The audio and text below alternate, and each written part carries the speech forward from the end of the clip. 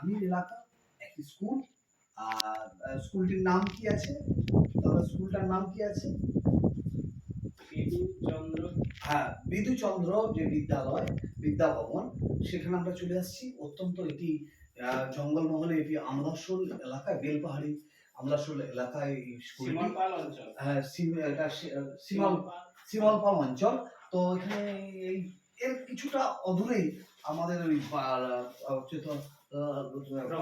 রঙিন পাহাড় রয়েছে এবং এর কিছুটা দূরেই আমাদের, আমরা শুনেছিলাম যে একটি বাঘও পাওয়া গিয়েছিল, বাঘের চিহ্ন পাওয়া গিয়েছিল। তো যাই হোক, এই বাচ্চাটা একটা এই জায়গায় আছে, এরা কিভাবে কষ্টে পড়াশোনা করছে দেখুন, বিভিন্ন এবং এদের বিভিন্ন রকম যে বাড়িতে মানে যে এত অভাব, এত কিছু, তারপরেও এরা লড়াই করছে। তো আমরা আজকে আমার মেয়ের জন্মদিন উপলক্ষে আজকে এই স্কুলটি দাদা আমাদের গঙ্গেশ বাবু বললেন যে স্যার স্কুলটা দেখেছেন, আর আমার একজন শিক্ষক হিসেবেও আমরা দুজনের শিক্ষক হিসেবে চিন্তা ভাবনা করি যে বাচ্চাদের একটু দেখে যাই পড়াশোনা, এদের কিভাবে গ্রোথ করছে, মানে কিভাবে এরা থাকছে, কিভাবে পড়াশোনা করছে অভয়ের মধ্যে। আমরা দেখেছি দক্ষিণবঙ্গের অন্যান্য স্কুলগুলো কি সুন্দর, প্রাইমারি থেকে বিভিন্ন স্কুলগুলো একটা ছোট্ট এখানে প্রাইমারি স্কুল এরা নিয়ে এখানে চলছে।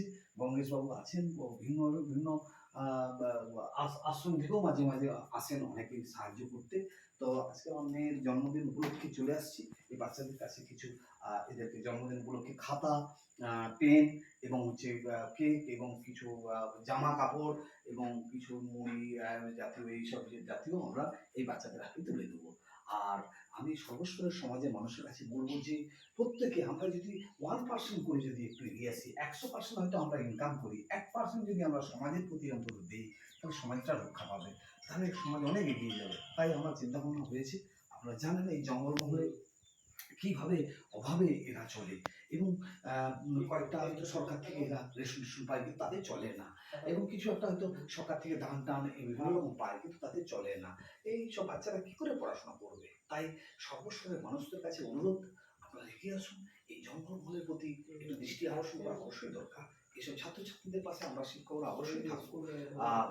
এদের আরো এগিয়ে যাক, এরা বাচ্চারা পড়াশোনা করবো অভাবের মধ্যে হলেও, শিক্ষাটাকে এদের মধ্যে আরো ছড়িয়ে দিতে হবে।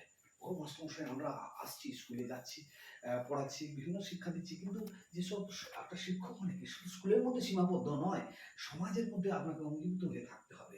সমাজে আরো যেসব পিছিয়ে পড়া মানুষ, তাদেরকে তুলে আনতে হবে, শিক্ষার আঙিনায় আনতে হবে, আরো স্কুলকে ডেভেলপ করতে হবে, ভালো কিছু করতে হবে। এইটা হচ্ছে আমাদের লক্ষ্য, বাচ্চারা শিক্ষায় হলুক, উঠুক, ভালো প্রকৃত মানুষ হোক যুব সমাজে। হ্যাঁ, তাই এই বলে আমি আমার বিদ্যাসাগরের নীতি আপনারা জানেন যে মানুষের পাশে থাকতে, গরিব মানুষের। তাই এইসব ছাত্রছাত্রীরা উঠুক ওই মহান মানুষদের আদর্শে।